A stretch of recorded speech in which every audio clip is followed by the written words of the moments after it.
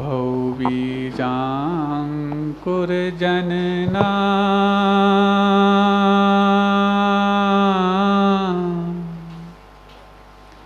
भौबीजाङ्कुरजनना रागाद्याक्षयमुपागता यस्य ब्रह्मा वा विष्णुर्वा हरो जिनो वा नमस्तस्मै। जो विद्यादिसागर सुधी जो विद्यादि सागर सुधी गुरु हैं हितैषी शुद्धात्म में निरत नित्य हितोपदेशी। वे पाप ग्रीष्म ऋतु में जल हैं सयाने पूजूं उन्हें सतत केवल ज्ञान पाने। पूजूं उन्हें सतत केवल ज्ञान पाने। देवादिदेव 1008 श्री वृषभनाथ भगवान की परम पूज्य आचार्य परमेष्ठी गुरुदेव श्री विद्यासागर जी महामुनिराज की पूज्य आचार्य श्री समय सागर जी महाराज की 3 कम 9 करोड़ मुनिराजों की नगर गौरव त्रय मुनिराजों की परम पूज्य मुनि श्री सौम्य सागर महामुनिराज की समस्त मुनि संघ की। धीरे धीरे भक्ति का रंग और आपका अंतरंग दोनों परवान चढ़ पड़े हैं और उसका प्रभाव जिस लक्ष्य को लेकर के ये भक्ति की जा रही है उस लक्ष्य की शुरुआत तो बहुत पहले हो चुकी, लेकिन बीच में रुकावट आने के बाद शुरुआत फिर से हो चुकी है। कल आपको ज्ञात है ही, आर्किटेक्ट कल आए थे, फील्ड पर भी गए, उसके बाद चर्चा यहाँ पर भी हुई और सकारात्मक दिशा में वो चर्चा हुई। उसके बाद जाकर के ऊपर तो आप सब समझ गए, जहाँ चर्चा होनी थी वहाँ पर भी संकेत पहुँच चुके हैं, विधिवत उसको प्रारूप दिया जा रहा है और 1-2 दिन में उसके रिजल्ट सामने आएंगे। जो आपके अभी तक तो सिर्फ आपने गुरु पर विश्वास किया, साधु पर विश्वास किया और अपने दिल खोले, जिसका प्रभाव 28 तारीख को नज़र में आया। सिर्फ मात्र साधु पर विश्वास करके कि नहीं अब ये काम होके रहेगा, बहुत बड़ा आपने अपने भीतर विश्वास जगाया है, जबकि कुछ काम उस समय दिखाया नहीं गया था। लेकिन यही विश्वास जब मूर्त रूप लेगा तो फिर उस दिन हमें अवश्य कहना पड़ेगा कि उस समय तक जब तक ये मूर्त रूप नहीं लिया था, आपने जो विश्वास किया था वो अंधविश्वास था कि सत्विश्वास था। कई बार लोग ये कहते हैं अंधविश्वास ठीक नहीं माना जाता, लेकिन हम तो ये कहना चाहते हैं विश्वास तो हमेशा अंधा ही होता है। कोई ये कहेगा कि ये शास्त्र इस पर विश्वास करो, तो दिख रहा है, उसमें क्या विश्वास करना। विश्वास तो उस पर किया जाता है जो दिखता ना हो और हमारे लिए विश्वास के लिए कारण बनता हो, तब हम अपनी आस्था को वहाँ जमाते हैं तो उसका नाम विश्वास होता है। चाहे विज्ञान हो चाहे वीतराग विज्ञान हो, विश्वास के बगैर दोनों नहीं चलते। लेकिन विज्ञान के पुरोधा वीतराग विज्ञान के उपासकों को अंधविश्वासी बोलते हैं और हम उनको चूंकि वो प्रयोग के आधार पर चलते हैं इसलिए विश्वासी बोलते हैं। आज हम इस विषय को लेकर के और अगस्त माह की शुरुआत, चूंकि आपकी स्वाधीनता को लेकर के आप कुछ मानस बनाए हैं। एक स्वाधीनता वो जो राष्ट्र को मिली थी और एक स्वाधीनता वो जो आपके भीतर अभी तक पिंजरे में कैद आत्मा है, उसको मिलने की दरकार है। ये दोनों पैरेलल अपन चलाएंगे, बीच में नकली बुद्धि और असली बुद्धि का फर्क भी हम समझेंगे। कल आपने नकली बुद्धि के बारे में समझा था, जिसको आर्टिफिशियल इंटेलिजेंसी बोलते हैं। आज थोड़ा सा उसको भी अपन लेंगे। पहले हम विश्वास की बात कर लें। विश्वास हमेशा अंधा होता, महाराज विश्वास यदि अंधा होता तो हम जो देवशास्त्र गुरु पर विश्वास कर रहे हैं वो भी अंधा है, बिल्कुल अंधा है। फिर तो वैज्ञानिक जो कहते हैं वो सच्चा हो गया, वो भी अंधे हैं। महाराज एक आध बात तो कही, हमारी बात मान लिया करो। आप हमेशा टेढ़ी बात से शुरुआत करते हैं, भले ही हम शुरुआत टेढ़ी बात से करते हो, लेकिन अंत में जाके सीधी होती कि नहीं होती? तो फिर आज अंत में जाकर के आपकी बुद्धि टेढ़ी अभी तक थी, ये सिद्ध होती कि नहीं होती? तो हमारी बात टेढ़ी है कि तुम्हारी बुद्धि टेढ़ी है, बताओ। बात तो सीधी है, देखो किसी ने संभाल दिया विषय को, ना अपनी बुद्धि टेढ़ी मानी ना हमारी बात टेढ़ी मानी। महाराज आपकी बात सीधी है, कोई बात नहीं, आपने बात संभाल लिया। तो विश्वास तो हमेशा अंधा ही होता है। जैसे मान लो कोई वैज्ञानिक शोध करने जा रहा है, किसी आविष्कार और खोज के लिए आगे बढ़ रहा है। मान लो जो आपके पास मोबाइल है, जब उसका आविष्कार हुआ होगा तो जिस वैज्ञानिक ने उसके आविष्कार के लिए कुछ अपनी धारणाएं तैयार की होंगी कि मैं एक ऐसा यंत्र भी बना सकता हूं जिसमें बिना वायर के बात यहां से वहां पहुंच सकती है, ट्रांसफर हो सकती है, ऐसा उसको विश्वास होगा। तब तो जाकर के उसने प्रयोग किए होंगे, कई बार फेल हुए होंगे, फिर जाकर अंत में जाकर के वो सफल हुआ और मोबाइल आपके हाथ में आ गया। लेकिन जब तक मोबाइल का इन्वेंशन यानी कि आविष्कार नहीं हुआ था, तब तक तो आविष्कारक ने भी अपने यंत्र को बनाने पर विश्वास ही किया होगा। क्या बन गया था तब विश्वास किया कि बनाने के पहले विश्वास किया? बनने के बाद तो विश्वास किया, वो तो सामने आ गया।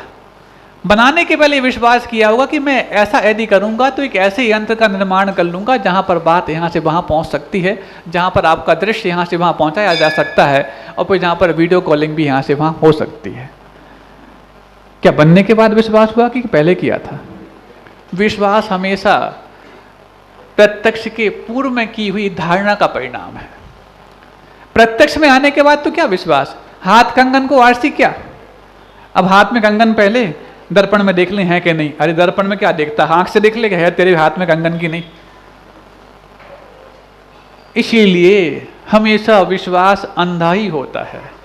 तो फिर महाराज अंधविश्वास किसको कहा जाता है? जब उस विश्वास का आधार निराधार हो और फिर हम विश्वास करने जाएं तो अंधविश्वास होता है। लेकिन जब वो विश्वास का आधार सहित हो तो वो हर विश्वास जो अंधविश्वास के रूप में हो वो सद्विश्वास ही माना जाता है। कई लोग पूछते, बोले महाराज आप ही लोग कहते पंचम काल में मोक्ष नहीं है। हमने कहा बिल्कुल नहीं है। और जब पंचम काल में मोक्ष नहीं है तो फिर मार्ग क्यों है? और मार्ग यदि है भी मान लिया तो मार्ग दिखता है कि 4 लेन है कि 6 लेन है कि समृद्धि हाईवे कि एक्सप्रेस हाईवे है? कुछ दिखता है क्या? मार्ग ऐसा है स्टेप वाला कि ऐसा है पैरेलल वाला? अब मार्ग दिखता नहीं और मंजिल आप मानते नहीं, तो कहीं ये सब जो बता रहे हो, जो उपदेश दे रहे हो, कहीं ये छल तो नहीं? क्यों आप लोग क्या मान के बैठे? मोक्ष मार्ग दिखता क्या आपको? किसी ने देखा 4 लेन है कि 2 लेन है कि पगडंडी है कि प्रधानमंत्री योजना है? कौन सी है बताओ, देखा कभी? और मंजिल तो सबको, हम भी कहते कि पंचम काल में मोक्ष नहीं, मतलब मंजिल है नहीं और मार्ग दिखता नहीं, तो ये सब कुछ क्या है? ये पगड़ी बांध के बैठे हो तुम, विश्वास की पगड़ी, इस संकल्प की पगड़ी काय की बहनी? हम अपने लक्ष्य को पूरा करने जा रहे हैं, इस संकल्प की पगड़ी आप सबने पहनी है। लक्ष्य क्या है? अतिशय क्षेत्र का निर्माण। आशीर्वाद किसने दिया? हम सबके भगवान ने, जिनका नाम आचार्य विद्यासागर जी महाराज है। ये आचार्य विद्यासागर जी महाराज ठीक है, अतिशय क्षेत्र किसका बन रहा? किसी व्यक्ति का? भगवान का। भगवान क्या है? जो मोक्ष में पहुंच चुके। गुरु क्या है? मोक्ष मार्गी हैं। तो जब मोक्ष पंचम काल में है नहीं, मार्ग दिखता नहीं, तो ये सब कुछ पगड़ी कहीं निराधार तो नहीं? देख लेना इस पगड़ी के नीचे तुम्हारा सिर है कि नहीं, दबा के देख ले, नहीं तो आप हदर में दिख रही हो, कुछ मैकमेरिज्म हो, कुछ जादू टोना हो, है कि नहीं? नहीं, ये हमारे संकल्प की पगड़ी, उस विश्वास की पगड़ी है, जो विश्वास जब अकूत निष्ठा के साथ हमारे सीने में भरने लग जाता है, तो जो पसीना और खून बहा करके हमने भर के रखा था, वो खाली करने के लिए भी हम तैयार हो जाया करते हैं। कल एक व्यक्ति ने बोला शाम को भक्ति के बाद, जिज्ञासा होने के पश्चात जब सब लोग आरती कर रहे थे, तो एक कोई व्यक्ति बहुत उत्साह के साथ नाच गान करके आरती कर रहा होगा गुरुदेव की। किसी ने पूछ लिया, क्यों भाई इतना क्यों नाच रहे हो? बोले संकल्प पत्र भर दिया ना, इसलिए हम नाच रहे हैं। अब सोचो, संकल्प पत्र भरने में भी इतना उत्साह आ जाए, तो संकल्प पूरा होने के बाद तो लगता है उनके पैर जमीन में टिकेंगे ही नहीं, क्योंकि ये गुरुदेव आचार्य विद्यासागर जी महाराज के संकल्प का विश्वास है, जिसके माध्यम से तुम्हारी भक्ति में भी जोर आजमाइश होने लग गई है और तुम्हारी शक्ति भी अब जोर पकड़ने लग गई है। एक के बाद एक नए नए चीज सामने आते चले जा रहे हैं।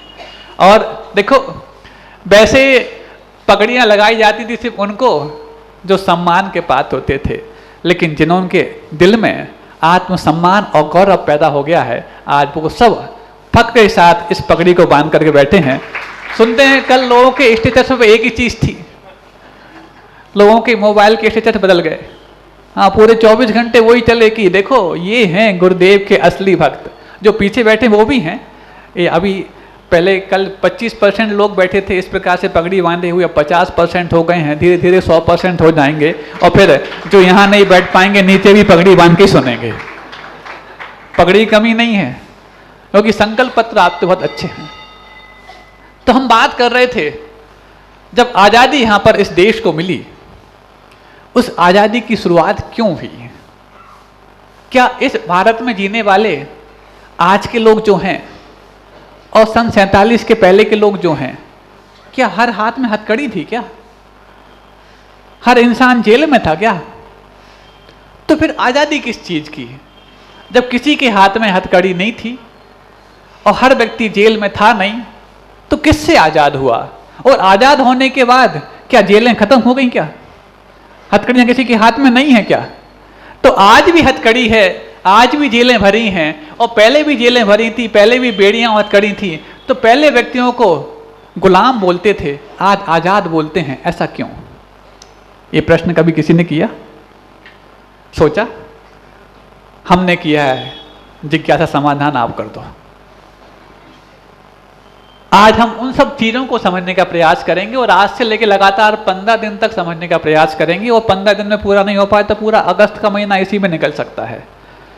राष्ट्र धर्म और जिन धर्म, ये दोनों एक दूसरे के पूरक चलने वाले धर्म हैं। और जब दो में से किसी एक धर्म को समझने की बात आए, तो गुरुदेव अक्सर कहा करते थे, करते हैं, कि जब राष्ट्र धर्म और जिन धर्म में किसी एक के पीछे हमारी निष्ठा बताने की बात आए, तो राष्ट्र धर्म के प्रति निष्ठा पहले हो, क्योंकि राष्ट्र नहीं रहेगा तो जिन शासन कैसे रहेगा। आज आपके इन पगड़ियों को बांधने के लिए जो श्रेय जा रहा है, वो सीमा पर तैनात उन सैनिकों को जा रहा है, क्योंकि आप तुम इतने खुले दिल से धर्म ध्यान नहीं कर पा रहे हो।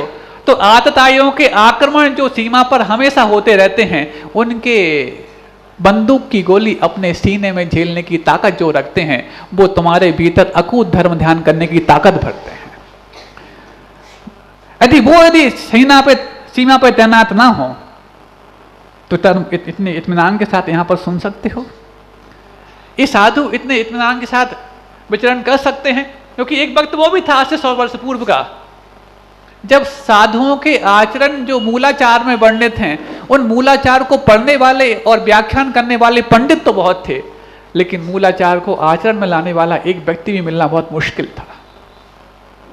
ऐसा समय था। उस समय में साधुओं की चर्चाएं तो बहुत होती थीं, लेकिन साधुओं की चर्याएं नहीं हुआ करती थी।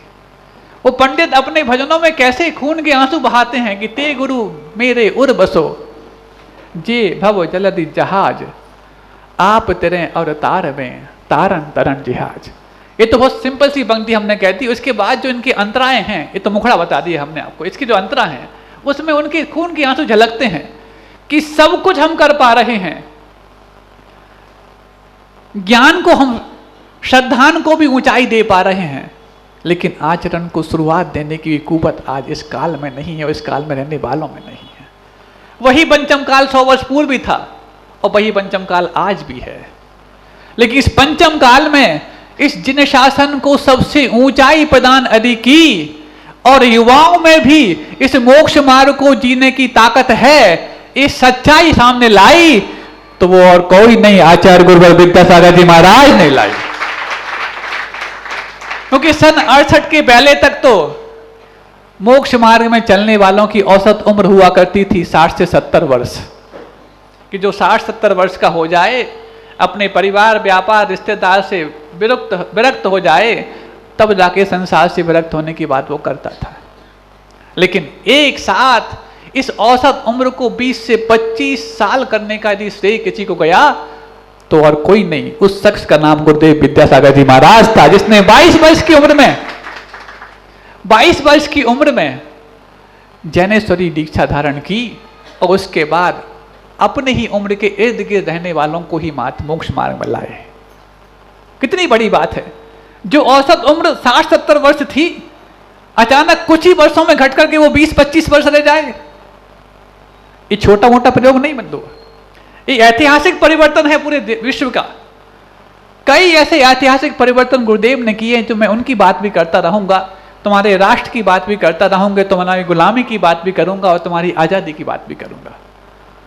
और जिस लक्ष्य को लेकर तुम लोग आगे बढ़ रहे हो, उस लक्ष्य को अभी तक तुम पाने के लिए गुलाम थे और आज उसको पाने के लिए तुम आजाद हो चुके हो, ऐसा तुम्हारे अंदर इत्मीनान भी भरूंगा। महाराज गुलाम थे, हाँ गुलाम थे। कुछ अपनी नकारात्मकताओं के गुलाम थे, कुछ आसपास के पड़ोसियों के गुलाम थे, कुछ ऐसे महादानियों के गुलाम थे जिस महादानी को हम कंजूस बोलते हैं, क्योंकि कंजूस से बड़ा दानी कोई दूसरा नहीं। तुम लोग जो दान किए करके वो पगड़ी लगा के बैठे हो ना, तुम तो थोड़े कम दानी हो, क्योंकि तुमने बहुत कुछ घर में बचाया है, उसमें से कुछ दान किया है। लेकिन वो कंजूस इतना बड़ा दानी है, जब जाएगा तो एक भी चीज लेके नहीं जाएगा, पूरा यहीं छोड़ के जाएगा। तो जो पूरा छोड़ते वो बड़ा दानी कि जो थोड़ा छोड़े वो बड़ा दानी? बताओ। तुम लोग छोटे दानी हो, वो बड़े दानी जो अभी फिराक में हैं आएंगे, वो भी आएंगे, चिंता नहीं करो। उनको अगले तक लग जाएगा कि अब तो पगड़ी मात्र नहीं, अभी तक जो हमारी दान करने की शक्ति अगड़ी नहीं बन पाई थी, उसको भी हमें अगड़ी बनाना है। तो जब देश गुलाम महसूस हुआ, कैसे महसूस हुआ? जीवन यापन उस समय भी लोग करते थे, पढ़ाई लिखाई लोग उस समय भी करते थे, दवाई दारू भी करते थे, खातिरदारी भी करते थे, तो गुलाम कैसे हो गए? आज भी तो वही करते हैं। आज भी लोग जेल में हैं, आज भी लोग बाहर हैं। पहले भी लोग जेल में थे, पहले भी लोग बाहर थे। तो पहले के लोगों को गुलाम कहना और आज के लोगों को आजाद कहना, ये कहाँ तक मुनासिब है? आपको बात समझ में आ रही?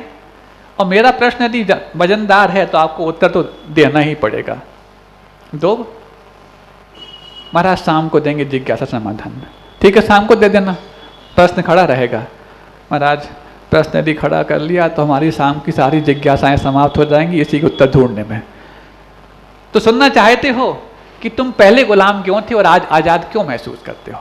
और आज भी आजादी औपचारिक है कि वाकई में यथार्थ में है?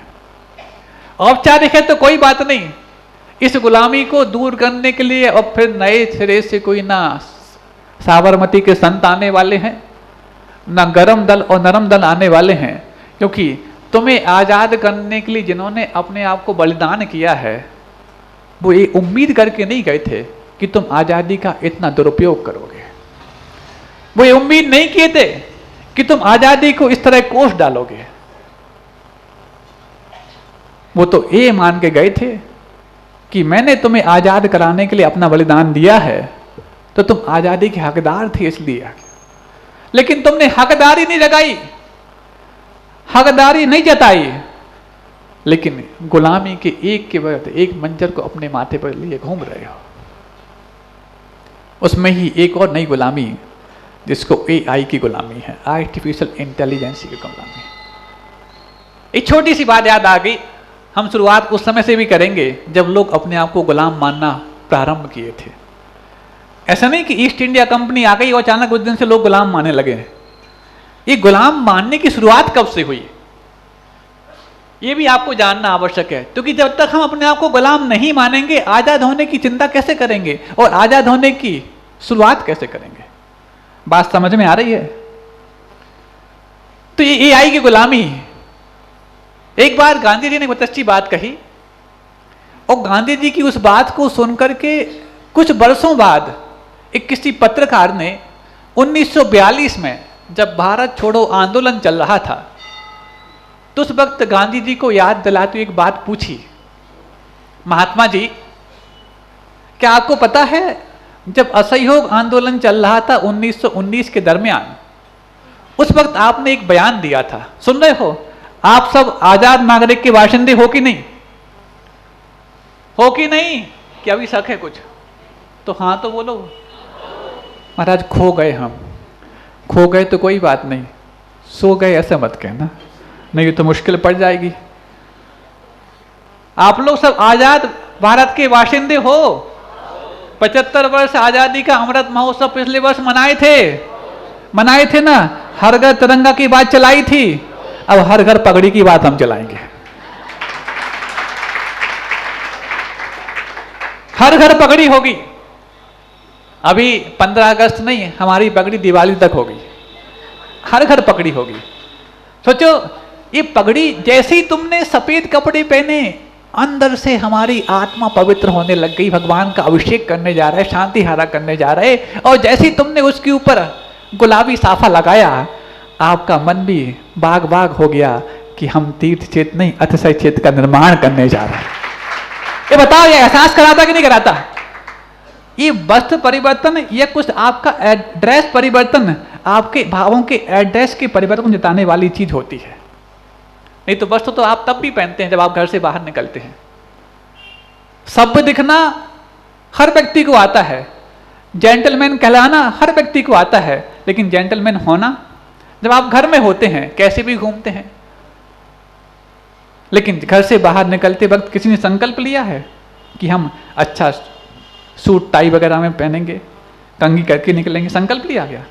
बिना संकल्प के भी आप अपने आप को इज्जतदार अथवा सभ्य बताने का प्रयास करते हैं। बताना भी चाहिए, आवश्यक भी है, क्योंकि यही समाज की मर्यादा है। लेकिन वो जैसे ही आप अपने घर में रहते हैं, लापरवाही और प्रमाद के साथ जीते हैं, जैसे ही बाहर निकले आपने सूट बूट जो पहना, आपकी चाल में, आपके राग रंग में, आपके ढंग में अंतर आने लग जाता है। मतलब ये ड्रेस चेंज आपके भावों के एड्रेस के चेंज की कुछ ना कुछ प्रतीक अवश्य हुआ करती है। ऐसे ही उस वक्त जब गांधी जी से किसी ने पूछा, आपने एक बात 1919 में कही थी। बोले क्या कही थी? बोले आपको याद नहीं? बोले 1919 का वर्ष एक वर्ष का था, उस समय तो मैंने बहुत सारी बातें कही होंगी। आप किस प्रसंग में पूछना चाह रहे हैं? आप याद दिलाओ, मैं बोलूंगा हाँ मैंने कही थी। बोले आपने उस समय एक बात कही थी कि जब ये भारत देश आजाद हो जाएगा, और आजाद होने के बाद यदि यहाँ पर लोकतांत्रिक प्रणाली लागू हुई, क्योंकि आजाद भारत के पूर्व में राजतंत्र था, और आजाद भारत के नुमाइंदों में एकमात्र बात थी कि हम लोकतंत्र को लाएंगे, प्रजातंत्र को लाएंगे। और जब यहाँ पर लोकतांत्रिक व्यवस्था के तहत संविधान लागू होगा, और जब यहाँ पर चुनाव के आधार पर राजा चुना जाएगा, तो मैं किसी ऐसे व्यक्ति को वोट देने का अधिकार नहीं दूंगा जो परिश्रम में विश्वास नहीं करता होगा। मैं ये नहीं कहना चाहता कि जो ऑफिस में काम करता होगा उसको मैं वोट देने का अधिकार नहीं दूंगा, ऑफिस में काम करने के अलावा उसको फील्ड पे जाके परिश्रम करना होगा, उसी को वोट देने का अधिकार होगा। ऐसे किसी भी व्यक्ति को वोट देने का मैं अधिकार नहीं दूंगा जो परिश्रम से घबराता होगा। और अब 1942 आ गया है, भारत छोड़ो आंदोलन छिड़ गया है और उम्मीद है कि भारत आजाद होगा। अब ऐसे में आपके उस विचार के प्रति आपके क्या भाव हैं? तो गांधी जी कहते हैं, अब तो मैं उस विचार को लागू करने के लिए बिल्कुल आमादा हूं। मैं ऐसे किसी भी व्यक्ति को वोट देने का, वोट डालने का अधिकार नहीं दूंगा जो परिश्रम में विश्वास नहीं करता होगा। सुन रहे हो आजाद भारत के नुमाइंदो, सुन रहे हो मेरी बात? गांधी जी ने किस उद्देश्य को लेकर आपको आजादी थमाई थी और आज वो उद्देश्य कितना जीवित है, इसकी हमें तहकीकात करनी है। लेकिन बाहरी किस्मत भारतवासियों की और वहां किस्मत गांधी जी की कि आजाद भारत के बाद संविधान पूरा लागू हो ही नहीं पाया। इसके पूर्व भी गांधी जी चल बसे। 1948 में संविधान लागू हुआ, 1950 में। लेकिन ये प्रश्न उठता है, गांधी जी ने ऐसी बात क्यों कही? क्या वोट देने के लिए परिश्रम करने की आवश्यकता है कि आपकी बुद्धिमत्ता की आवश्यकता है? आप किसको वोट दें, कौन इसका योग्य व्यक्ति है, ये तो आप अपनी बुद्धि से पहचानेंगे। परिश्रम से इससे क्या मतलब है? लेकिन बहुत गहरी बात इसमें छुपी हुई है, बहुत बड़ा रहस्य छुपा हुआ है। आप लोग सुन रहे हैं ना हमारी बात को? ऐसा तो नहीं पगड़ी लाल करके थोड़ा सा आपको सुकून लग रहा हो और आप फिर चले गए हो अच्छे से। सुन रहे हैं ना? ध्यान से सुनना। क्योंकि जब भारत आजाद नहीं हुआ था ना, तो व्यक्ति गादी पे भी नहीं सो पाता था, सभा में सोना तो बहुत दूर की बात थी। उसको यही खटक लगी रहती थी, मैं सो तो रहा हूं, उठ पाऊंगा कि नहीं उठ पाऊंगा। और आज तुम गादी ना भी हो, सिर्फ मात्र सभा में बैठने आते हो। इतनी आज़ादी मिल गई विचारों को, इतनी आज़ादी मिल गई तुम्हारी वचनों को, इतनी आज़ादी मिल गई तुम्हारी इस काय को कि तुम जब जैसा चाहो वैसे काय को लगाते फिरते हो, जब जैसा चाहो वचनों को बोलते फिरते हो। ये भी नहीं सोचते कि हमारे वचन का प्रभाव पूरी समाज पर क्या पड़ेगा। अपने मन को तो फिर पता नहीं कहां पे जाते हो। जैसे ही मन कहीं भी घूमता है, कश्मीर की वादियों में चला जाए, तो पगड़ी लगाने के बाद भी एक झटका तो आ ही जाता है।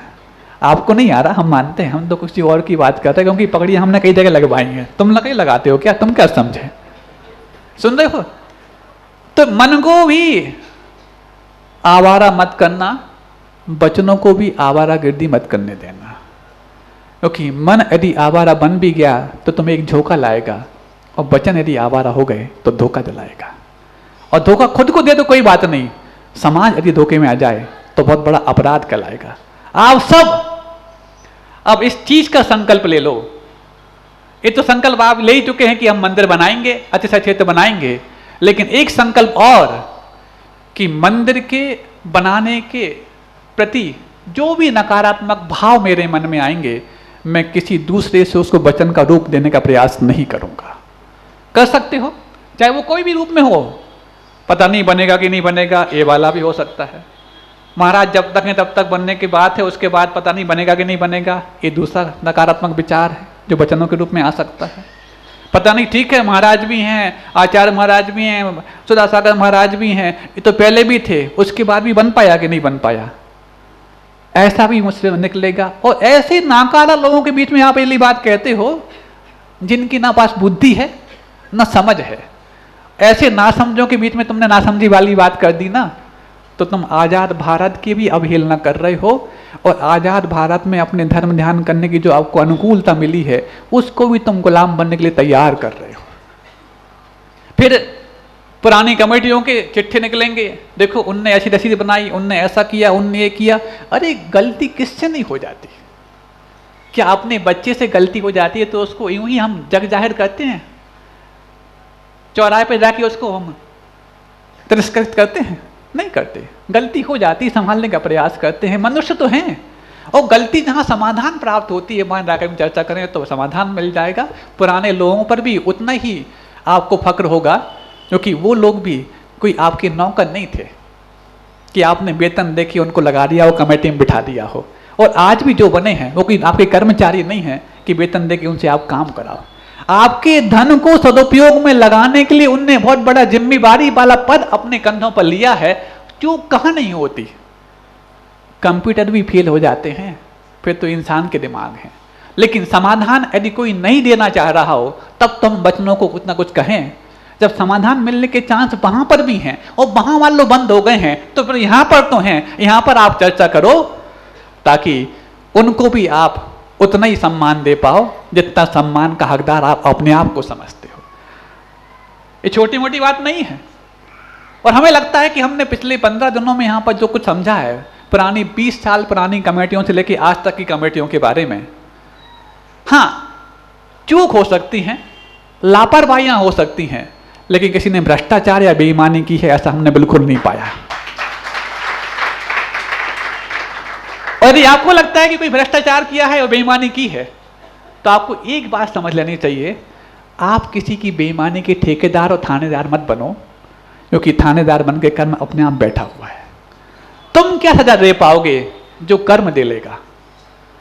और जब तुम्हें उसकी भ्रष्टाचारी और बेईमानी पर शक नहीं है तो लापरवाही तो खुद से भी हो जाती है, उससे हो गई कौन सी बड़ी बात है। और लापरवाही यदि हुई है तो ठीक ठाक भी हो सकती है, भी अच्छी बात है।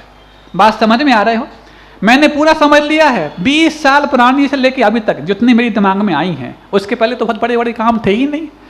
और मान लो और जितनी पुरानी कमेटियां, 35 साल पुरानी मान लो, चलो 35 साल पुरानी कमेटी से लेकर आज तक की सारी कमेटियां, लापरवाही संभव है, किसी से भी संभव है, लेकिन बेईमानी किसी ने नहीं की। इतना तो यहाँ की जमीन में देव शास्त्र गुरु के प्रति संस्कारों का प्रभाव है कि वो दुनिया के प्रति बेईमानी भली कर ले, धर्म और गुरु के प्रति बेईमानी कोई नहीं करेगा। और यदि इसमें शक है तो धीमे ताली बजाना, और यदि शक नहीं है तो दोनों हाथ खोल के ताली बजाना।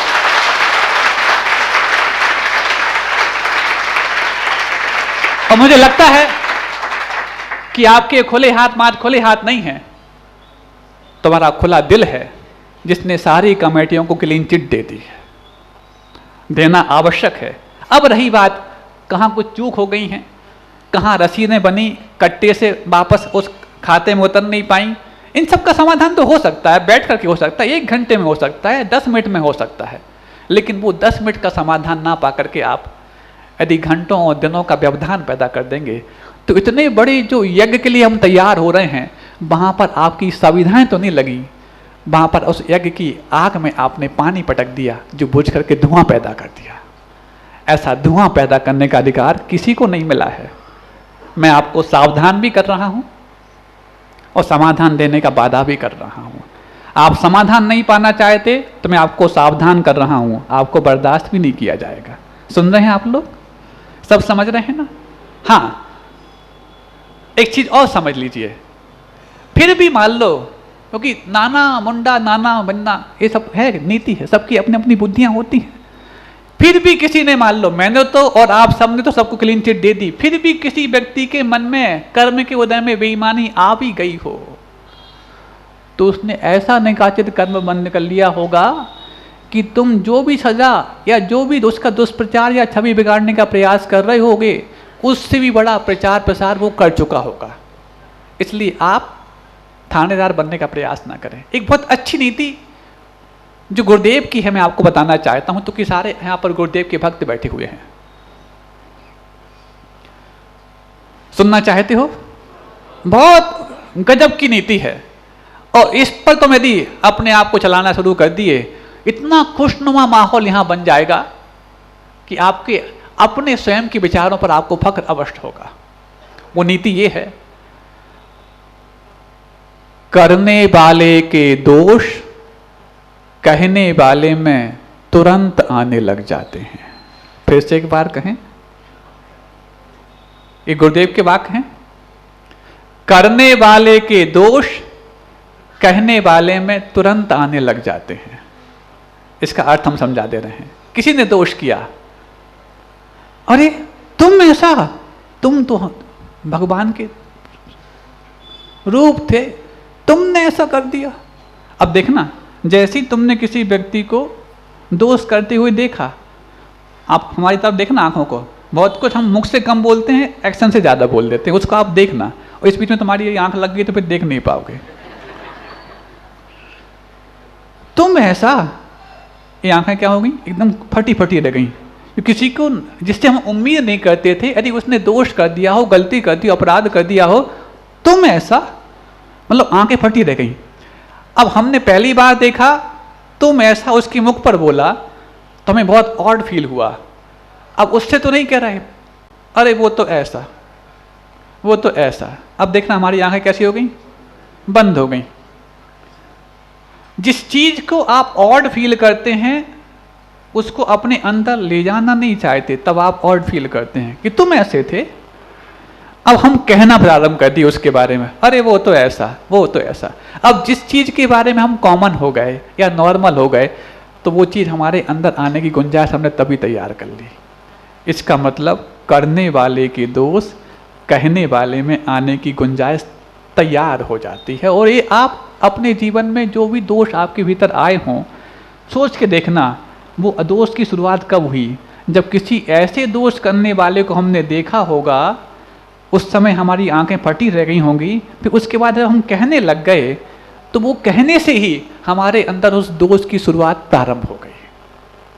बहुत पक्का सिद्धांत हम बोल रहे हैं, ध्यान रखना, कान खोल के सुन लेना, और कान खोल के नहीं समझ में आ रहा हो तो कान मरोड़ के सुन लेना, ये बात को गांठ बांध के रख लेना। जो भी दोष कर रहे हो, और दोष तो 5 ही प्रकार के होते हैं, हिंसा, झूठ, चोरी, कुशील, परिग्रह। इन 5 में से जो भी दोष आपके भीतर आ गए हों और आप भगा ना पा रहे हों, तो उसको एनालाइज करो, ये दोष मेरे पास कब से शुरुआत हुआ। सब हर व्यक्ति अपने अंदर झांक के देखना, और आप पाएंगे वो दोष करने वाला अकेला मैं नहीं था, कोई दूसरा था। उसको देख करके मैंने कहा अरे ये ऐसा करता है, फिर मैं कहने लग गया, अपने आप से भी बार बार कहने लग गया, दूसरों से भी कहने लग गया, और धीरे धीरे उस दोष के प्रति मैं बहुत कॉमन हो गया। और जैसे ही कॉमन हुआ नहीं कि वो दोस्त तो घात लगाए बैठा था, कौन मेरे लिए सैन लगाता है, मैं उसमें प्रवेश कर जाऊं। इसलिए वो जो दोष कर रहा है वो तो अपना पाप का घड़ा भर रहा है, लेकिन तुम कह करके अपने भीतर दोष लाने का प्रयास भी मत करो, और थानेदार और ठेकेदार बनने का प्रयास भी मत करो। सारे काम आसान हो जाएंगे। एक पंक्ति, बहुत वजनदार पंक्ति है, आज के प्रवचन का सबसे मूल्यवान सूत्र हमने आपको दे दिया। करने वाले के दोष कहने वाले में तुरंत आने लग जाते हैं। आज इसकी माला फेर लेना, नमोकार मंत्र की एक माला कम हो जाए तो कोई बात नहीं, इस पंक्ति की माला फेर लेना। गुरुदेव का वाक्य है, मंत्र से कम नहीं है। सबसे बोल रहे हैं, महिलाओं से भी बोल रहे हैं, पुरुषों से बोल रहे हैं, बच्चों से भी बोल रहे हैं, युवाओं से भी बोल रहे हैं। करने वाले के दोष कहने वाले में तुरंत आने की संभावना बढ़ जाती है, आ ही जाते हैं। अब बताओ, यदि तुमने इसकी माला फेर ली तो कल तुम किसके दोषों से कह पाओगे? कह पाओगे? बताओ, कह पाओगे? तो महाराज क्या कोई दोष करता जाए हम कुछ ना कहें, फिर बन गया ठेकेदार, बन गया थानेदार। अच्छा ये बताओ, दुनिया में कितने दोषियों को देख करके तुमने उनको हवालात भेज दिया? क्या दुनिया में दोष नहीं होते? तुम्हारे घर में दोष नहीं होते? पड़ोस में दोष नहीं होते? कितनों को भेज दिया तुमने? भेज पाए आज तक? किसी को नहीं भेज पाए, लेकिन खुद को कैद खाने में आज तक भेजते रहे। यही तो आजाद भारत के गुलाम व्यक्तियों की नसीहत है। मैं ऐसे ही ऐसी चीजों को लाके बताऊंगा कि गांधी जी ने क्यों आखिरकार ये कहा कि मैं ऐसे किसी व्यक्ति को वोट डालने का अधिकार नहीं दूंगा जो परिश्रम में विश्वास नहीं करता होगा। अब प्रश्न उठता है कि परिश्रम करने वाला मात्र बुद्धिमान होता है क्या? जो ऑफिस में बैठ के काम कर रहा है उसके पास तो बुद्धि है, तब तो ऑफिस तक पहुंचा है बिना परिश्रम के भी।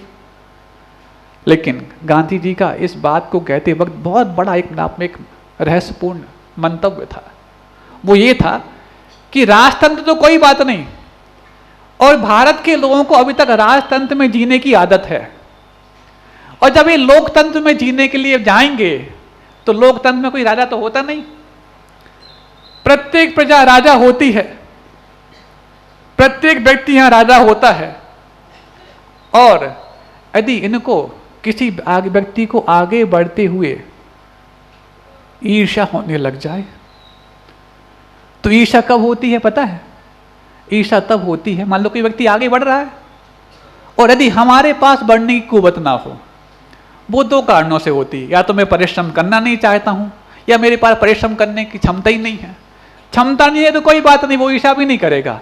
लेकिन जो क्षमता होकर के वो परिश्रम करना नहीं चाहता है, वो आगे बढ़े हुए व्यक्ति से ईर्ष्या करेगा। अब लोकतंत्र जहां पर प्रत्येक व्यक्ति राजा के समान होता है और सब अपने आप को राजा के समान मानने लग जाएं, अथवा हर व्यक्ति अपने आप को प्रजा के समान समझने लग जाए, तब जाके लोकतंत्र जीवित रह सकता है। नहीं है तो किसी को आगे बढ़ते देख करके हाथ में ताली बजाने की बजाय हाथ पीसने की बात आए, सुन रहे हो ना? देखो कैसा लगता है। ये करते ही अंदर एक अलग भाव पैदा होता है, ये करते ही अलग अंदर भाव पैदा। आप करके देखना, बैठे बैठे करके देख लो। जब ऐसे कर रहे हो तो आपके अंदर एक ईर्ष्या भाव, जेलसी पैदा हो जाएगी 1 सेकंड के अंदर। ये मनोवैज्ञानिक चीजें हैं। और जब आप ऐसे करते हैं तो एक अलग भाव पैदा होता है। इस मनोविज्ञान को जो व्यक्ति समझ जाता है, वो कभी भी दूसरे को निमित्त बना करके खुद के अंदर कर्मों का बेड़ा नहीं कराता।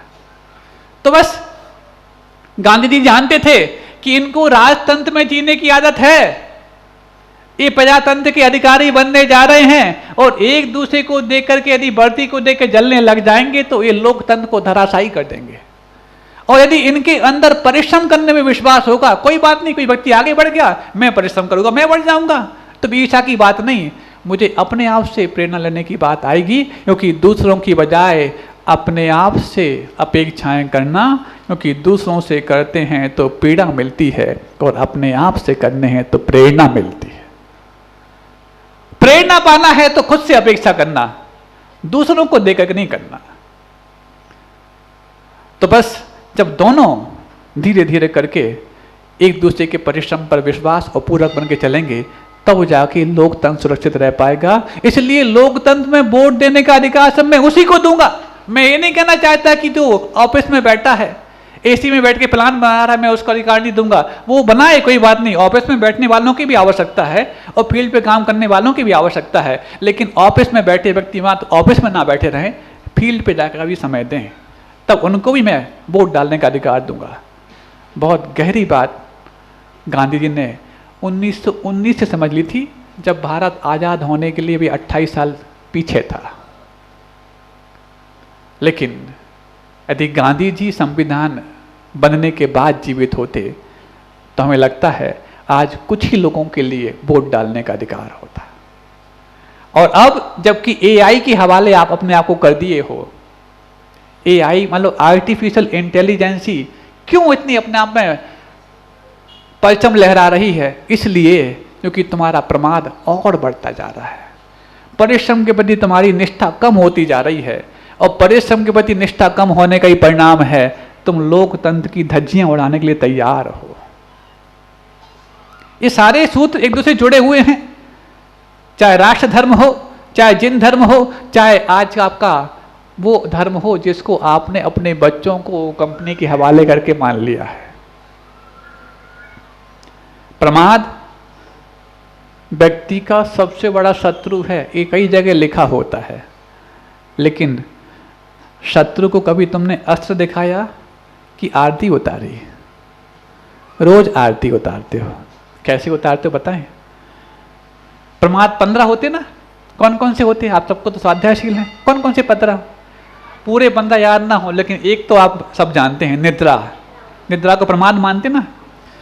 जब नींद नहीं आती तो जागने के लिए कभी कोई तुम परिश्रम नहीं करते, लेकिन नींद लाने के लिए अच्छा डनलप का गद्दा हो, अच्छा उस पर मखमली कवर हो, एसी चल रहा हो, लाइट रात में जाए तो जनरेटर की व्यवस्था हो जाए, इन्वर्टर लग जाए, मतलब अपने निद्रा रूपी शत्रु जो प्रमाद सबसे बड़ा शत्रु है, उस शत्रु की पूरी आगवानी रोज करते हो। और जो अप्रमत्तता या जागृतपना है, जो तुम्हारा सबसे बड़ा मित्र है, उसके बारे में अनदेखी करते हो। बताओ, शत्रु की आगवानी करने वालों, शत्रु आपसे शत्रुता निभाएगा कि मित्रता? शत्रुता ही निभाएगा। वो प्रमाद को जितनी तुम सुविधाएं दोगे और प्रमाद बढ़ाएगा। दुनिया में तमाम चीजें डिले करने के बाद कमजोर पड़ती हैं। यदि आपका उत्साह है, आपने डिले कर दिया, कमजोर पड़ जाएगा। आपका पुरुषार्थ आपने डिले कर दिया, कमजोर पड़ जाएगा। आपने पैसा कमाना चाहा, आज नहीं कल करेंगे तो आप पैसे कमाने के मामले में कमजोर पड़ जाओगे। लेकिन एक चीज है, जितना डिले करोगे उतना मजबूत होगी, जितना उसको आप टाल लोगे उतना और मजबूत होगी। उसी मजबूत चीज का नाम है आलस और प्रमाद। आज नहीं, अब कल देख लेंगे, अब प्रमाद और मजबूत हो गया। अब आज तो ठीक है, तब अब और देख लेंगे बाद में। जितना तुमने डिले किया उतना तुम्हारा शत्रु और मजबूत हुआ, और फिर उसकी आगवानी में तुमने इतने साधन स्पष्ट कर दिए, फिर तो वो पावरफुल होकर के आता है। आता कि नहीं आता? महाराज नींद नहीं आती, गोली खा के लाते हैं। नींद मन की खुराक है, आराम तन की खुराक है। यदि आपने अपने शरीर से काम लिया है तो शरीर को आराम आवश्यक है, नींद आवश्यक नहीं है। लेकिन ये जो मैं काउंट करता हूं कि मैं लेट तो गया, नींद तो आ ही नहीं रही है, तो वो काउंट करने के कारण ज्यादा नींद नहीं आती। 12 बज गए अभी तक नींद नहीं आई, कब से पड़े हैं बिस्तर पर, 1 बज गया नींद नहीं आई। अरे तू मन को ये बोल दे, हे मन, मैंने तेरे लिए आराम देने का काउंटडाउन शुरू कर दिया है, तुझे जब सोना होगा सो जाना, मेरा काम तो पूरा हो रहा है। तो जब ये मन निर्विकल्प होगा तो नींद आ भी जाएगी। और जिनको नींद नहीं आती, मैं उनको एक आसान तरीका बताता हूँ नींद लाने का, जो मिलिट्रियों में चलता है, क्योंकि वहाँ पर तो हमेशा भौचक्के रहना पड़ता है, चौकन्ने रहना पड़ता, कब जाके कौन सी घटना घट जाए। ऐसे में उनकी जो स्लीपिंग साइकिल है थोड़ी डिस्टर्ब होती है, तो वो नींद कैसे लाते हैं? 4-7-8 का एक तरीका होता है। ये 4-7-8 क्या है सुन रहे हो? जो नींद के लिए गोलियां खाते हैं उनकी गोली छुड़ाने का अचूक उपाय हम बताने जा रहे हैं। सुनना चाहते हो? डिप्रेशन में पहुंच गए हो चाहे कहीं भी पहुंच गए हो, 4-7-8 ये क्या है हमारा? 4-7-8 4 सेकंड तक श्वास लो,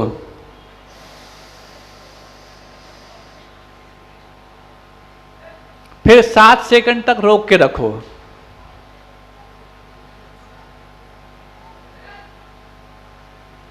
फिर 8 सेकंड में उसको धीरे धीरे रिलीज करो।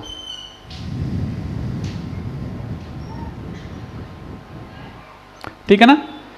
4 और 7 11 और 8 19 सेकंड का एक साइकिल है, और ये चक्र 15 से 20 बार करना है मात्र। अब 19 सेकंड को 15 से 20 बार करने में कितना मिनट लगेगा? अधिकतम 4-5 मिनट। बस 4-5 मिनट तुम इतना कर लिए, चैलेंज है, नींद आ ही जाएगी।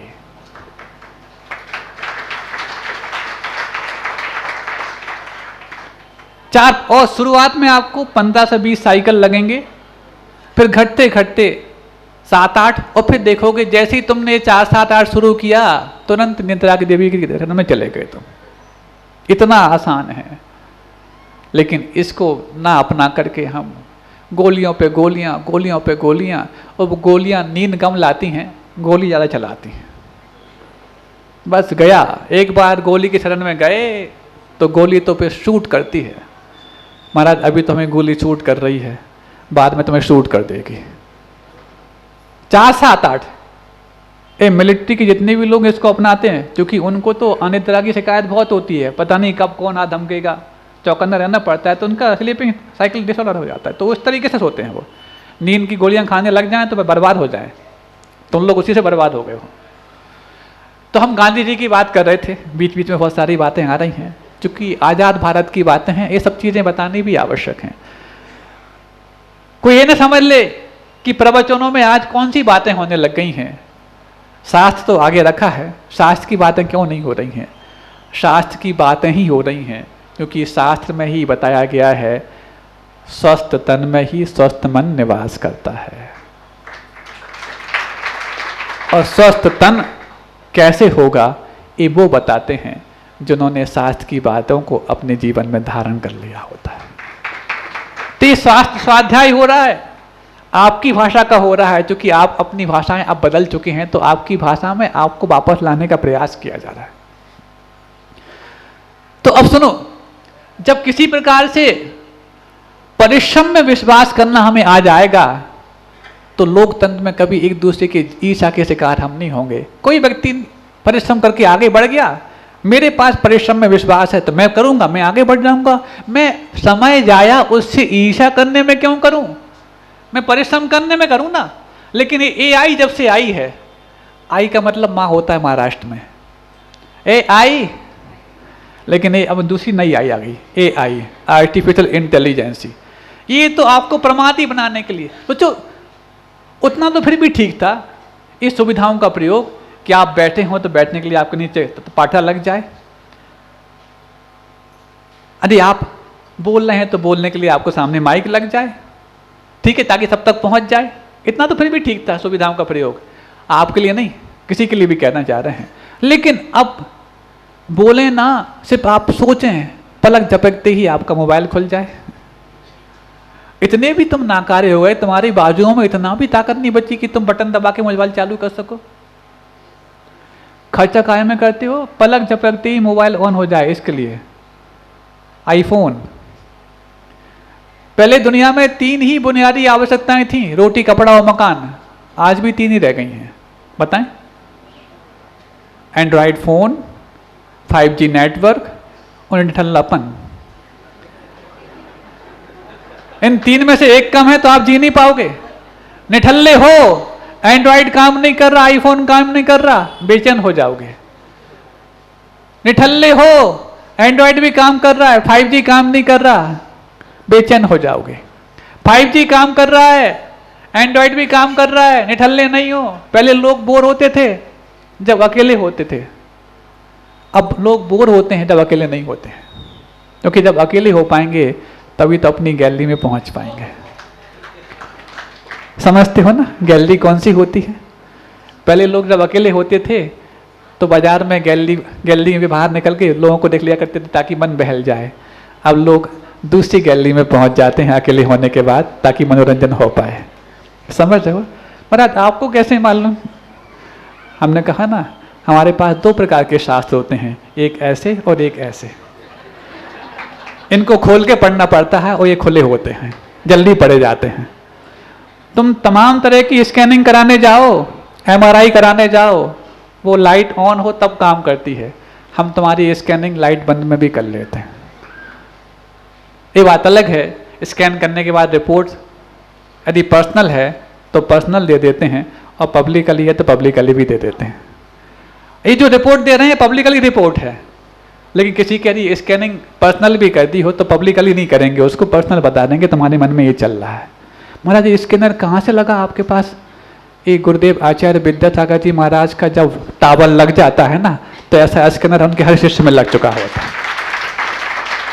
अच्छा ये बता दो, जितने लोगों ने संकल्प पत्र भरे हैं वो शुरुआत में तो भाव क्या लेकर के आए थे, लेकिन स्कैन करने के बाद भाव जो जमा के गए हैं तब जाकर के उनके माथे पर आज पकड़ियां लहरा रही हैं कि नहीं ठीक स्कैन किया महाराज आपने।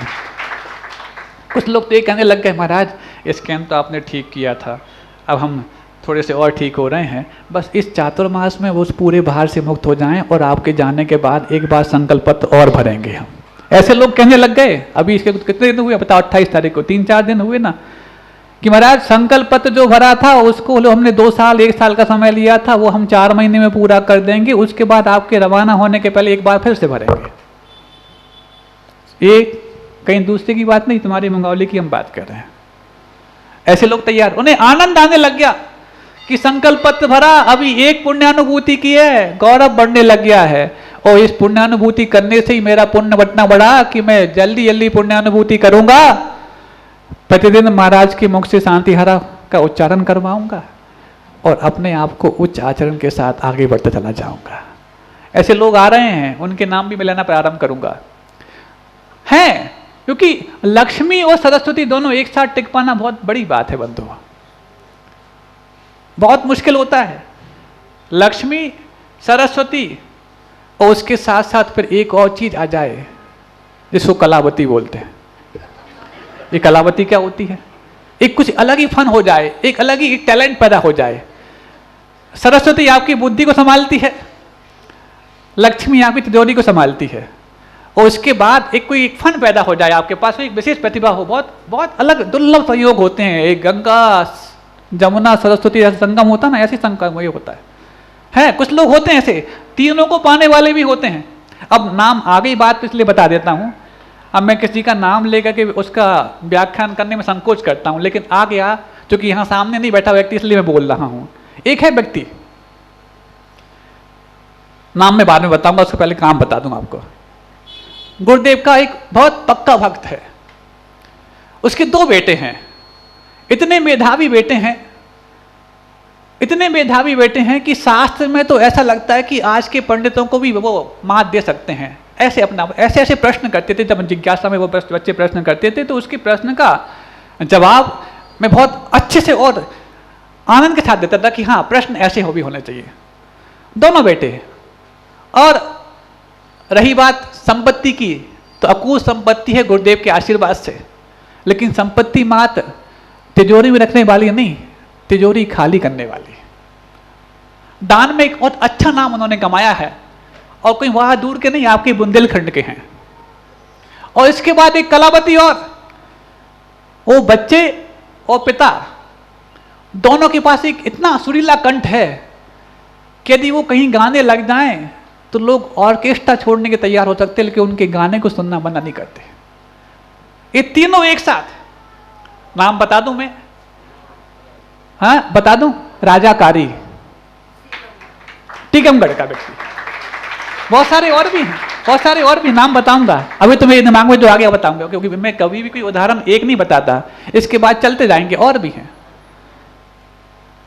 अपना एक दान के क्षेत्र में बहुत बड़ा नाम स्थापित किया, साथ साथ मेधा तो इतनी अच्छी है, इतनी अच्छी मेधा है कि उस मेधा के तहत उन्होंने न सिर्फ अपने लिए शास्त्र स्वाध्याय में निपुण बनाया है, बच्चे तो उससे भी आगे निकल गए। और जब बाप और बेटे की जुगलबंदी होती है तो साधु भी सुन करके कहते हैं कि नहीं, ये भी अपने आप में धर्म ध्यान करने की और भक्ति करने की एक अनूठी विधा है। ये तीनों एक साथ जुड़ पाना इतना आसान नहीं। हो सकता है कभी आपके यहाँ आए, आते रहते वो तो जहाँ भी गुरुदेव के शिष्य जहाँ विराजमान सब जगह जाते हैं, हो सकता है आपके यहाँ कभी आए। नाम आगे असली बता दिया, ऐसे कुछ नाम और भी मैं बताऊंगा आपके लिए। तो हम ये कहना चाह रहे हैं कि सरस्वती और लक्ष्मी दोनों एक साथ बहुत मुश्किल से मिलती हैं। आप सबके पास लक्ष्मी भी होगी, किसी के पास सरस्वती भी होगी, लेकिन दोनों एक साथ अपनी ऊंचाई चढ़ रही हो। कई बार लक्ष्मी चढ़ती है, सरस्वती नीचे पहुंच जाती है, और जब सरस्वती आगे बढ़ने का प्रयास करती है तो कर्म लक्ष्मी को नीचे धकेलने का प्रयास करता है, लेकिन वो दोनों बनी रहें और तीसरी भी कलावती भी सामने आ जाए। बहुत दुर्लभ संयोग है, बहुत दुर्लभ संयोग है, तब तो जाकर के